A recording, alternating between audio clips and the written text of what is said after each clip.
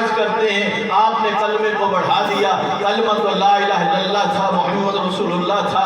بھائی آپ پڑھ لیجئے، اہل سنت کی کتابیں اٹھا کے دیکھیے، جب نبیوں کی صفوں کے درمیان اللہ کے رسول معراج پہ گزر رہے تھے، اس وقت حکم آیا تھا اے میرے نبی ذرا ان سے پوچھو تمہیں نبوت کس بات پہ ملی ہے؟ تو پھر انبیاء نے کہا ایک ہم نے اللہ کی وحدانیت کا اقرار کیا، دوسرا آپ کی رسالت کا اقرار کیا، اور تیسرا آپ کے بھائی علی کی ولایت کا اقرار کیا۔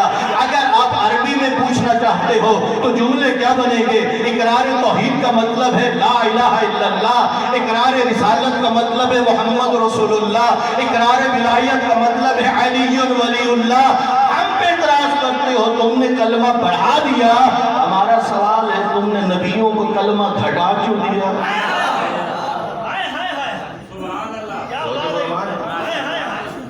مسلمہ ہے ولایت علی اور ولایت اولاد علی۔